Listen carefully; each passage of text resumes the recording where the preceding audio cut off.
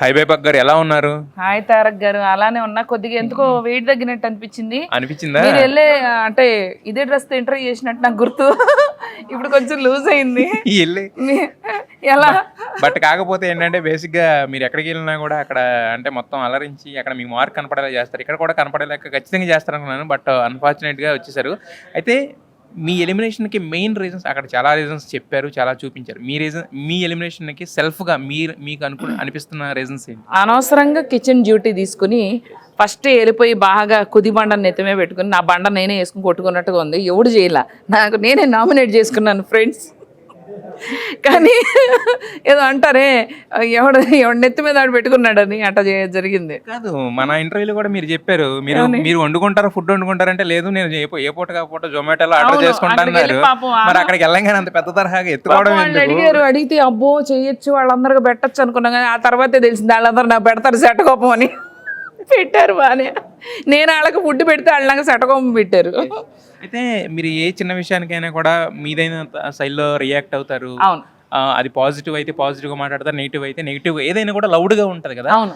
అంత voice raise చేసే బేబక్క అక్కడికి వెళ్ళిన తర్వాత ఎందుకు మోగపోయింది మాకు అర్థం కాలేదు అసలు. అంటే ఫస్ట్ అది అట్మాస్ఫియర్ అడ్జస్ట్ అవడానికి 1 డే పట్టిందండి. నెక్స్ట్ డేనే నామినేషను. అసలు అక్కడ టైం ఇవ్వలా నాకు. ఆ నెక్స్ట్ డే నుంచి రేజ్ చేశా, కరాటే కుంఫూలు ప్రాక్టీస్ చేశాను, నా వాయిస్ రేజ్ చేశాను. ఈ జరిగిన గత 4 రోజులు చూసుకుంటే నేను కనపడ్డా. కానీ అప్పటికి నామినేషన్స్ అయిపోయినాయి, ఇంక నేను చేసేదేం లేదు. బట్ ఓటింగ్ అనేది నామినేషన్స్ తర్వాతే ఉంటది కదా. నాకు అనిపించింది ఏంటంటే నామినేషన్స్ ఎప్పుడైనాయి 1 డే తర్వాత అయిపోయినాయి. అసలు నేను ప్రూవ్ చేసుకునే ఛాన్స్ లేదు ఆ 1 డేలో. దాని తర్వాతే మనం ప్రూవ్ చేసుకోవాల్సింది, ఎందుకంటే ఓటింగ్ పడేది. అయితే నేను అనేది ఏంటంటే ఇప్పుడు సోనియా మీ గురించి మాట్లాడింది, పప్పు కుక్కర్ అంటది. దాని తర్వాత కూడా మాకు టైంకి రావట్లేదు అంటది. ఇవన్నీ అంటే ఎందుకు మీరు అక్కడ వాయిస్ రైస్ చేసి ఉంటే బేబక్ ఉండేదేమో, డిఫెండ్ చేసుకోలేకపోయారు అనిపించింది.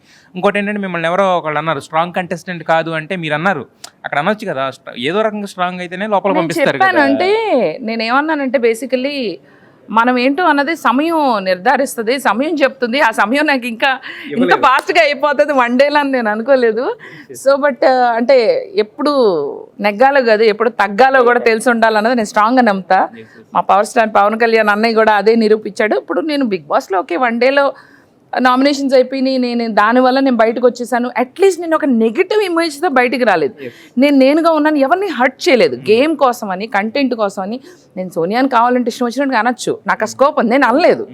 సో అక్కడ నేను మంచితనంగానే ఉన్నాను, నేనుగానే ఉన్నాను. నాకు యాక్చువల్లీ ఒక అలాంటి హ్యాపీనెస్గా ఉంది. ఓ అందరి మీద గొడవలు ఎట్టేసుకుని కరెక్టే. కానీ ఇప్పుడు మీరు అన్నారు సోనియాని అనాలంటే అనొచ్చు అని చెప్పి, బట్ అంటేనే కదా తెలిసేది ఏంటనేది. ఇప్పుడు అది సేఫ్ గేమ్ అవుతుంది కదా. టైం వస్తుంది, దానికి టైం వస్తుంది అనుకున్నా. టైం ఇంకా ఇంత ఫాస్ట్ గా నేను బయటకు వస్తాను అనుకోలేదు. టైం వస్తుంది. అందుకే తను నేను నామినేట్ చేసే ఛాన్స్ ఉన్నా నేను నామినేట్ చేయలేదు తన్ని. అంటే తను చేసింది కదా అని తిరిగి నామినేట్ చేయడం సంస్కారం కాదు కదా. సో గేమ్ ఇంప్రూవ్ చేసుకోండి అని పృథ్వీని నబీల్ని నామినేట్ చేశాను, కానీ తను నామినేట్ చేశాను, అది నా సంస్కారం. ఒక రకంగా చెప్పాలంటే మీ మంచితనమే మీకు శాపమైంది. బాగా అదే చెప్తున్నా, మంచితనం అందరికి అన్ని వండి పెట్టడం. ఆ తర్వాత చెప్పాక వాళ్ళకి బాగా పెట్టాను, వాళ్ళ తర్వాత నాకు పెట్టారు. ఇవన్నీ చూసి మీరందరూ కూడా పెట్టారుగా నాకు అక్షంతలో. జనాలేం తక్కువేం లేరు, వాళ్ళని అనమాకండి. వాళ్ళు అక్కడి వరకే నామినేట్ చేశారు. మీ ఓట్లు ఏమైనా సేవ్ చేయాలంటే చేయొచ్చు కదా, ఎప్పుడు చేయలే. అందరూ అదే అంటున్నారు, నాకు నమ్మాలంటే కష్టంగా ఉంది ఫ్రెండ్స్. అయితే నిఖిల్ సోనియా మధ్య ఏముంది? మంచి ఫ్రెండ్షిప్ అయితే ఉంది. వాళ్ళు మంచి స్ట్రాటజీతో ఆడుతున్నారు అనిపించింది. వాళ్ళిద్దరు కలిపి పెద్ద స్ట్రాటజీతో ఆడుతున్నారు. బట్ మాకే మోర్ దెన్ ఫ్రెండ్షిప్ అనిపిస్తుంది బయట ఉన్న వాళ్ళకి. మరి మీకు అనిపించలేదు లోపల ఉన్న వాళ్ళకి? విష్ణుప్రియ డైరెక్ట్ అనేసిందిగా మొహం మీద వెళ్ళి మీ ఇద్దరు అంటే అది నాకున్న సంస్కారానికి నేను అలాంటి కామెంట్ చేయను. అంటే అలా కాదు, అంటే విష్ణుప్రియ కనిపించింది చెప్పింది, కానీ ఏదో ఉందని నా ఏజ్కి నేను మాట్లాడితే బాగోదేమోనని. అయితే యాక్చువల్గా సోనియా అన్న మాటలకి ఎందుకు కౌంటర్ ఇవ్వలేకపోయారు? అంటే పప్పు విషయంలో కానీ, ఆ కుక్కర్ విషయంలో కానీ అక్కడ ఇచ్చేస్తే అయిపోయింది. నేను ఇచ్చాననే అనుకుంటున్నా, కానీ ఇవ్వలేదని మీరు అంటున్నారు. సో నేను ఆలోచించుకుంటున్నా, మేబీ ఇచ్చానేమో నేను ఫీల్ అయినట్టున్నా. నేను ఇచ్చినట్లేనైతే ఇచ్చానని నేను అనుకుంటున్నా. మరి మీ వరకు రీచ్ అవ్వలేదంటే మరి ప్రాపర్గా ఇవ్వలేదేమో, ఎక్కడికో వెళ్ళిపోయిందేమో ఆ రీచ్, అది రీచ్ అవ్వకుండా. అయితే విష్ణు సోనియా గొడవ చూసాం, అభయ్ సీత గొడవ చూసాం కదా. సో ఆ 2 గొడవలు మాకు చూపించింది ఏంటంటే మినిట్స్ చూపిస్తారు. మీకు అక్కడ లైవ్లో ఉన్నారు, 2 గంటల పాటు గొడవ పడతారు కదా. మరి మీకేమనిపించింది అవి చూసిన తర్వాత? పాప సీత ఓవర్ సెన్సిటివ్ అయింది అనిపించింది. She's very over sensitive. తను కొంచెం అర్థం చేసుకోవాలి, ఇది game, it's a part of game అని. తను రేపు ఇలాంటి సిచ్యువేషన్లో ఉంటుంది. సో తను కొంచెం తనకు తెలియట్లా స్ట్రాటజిక్గా ఆడాలి, కొంచెం ఇట్లా ఉండాలని. She just being her self.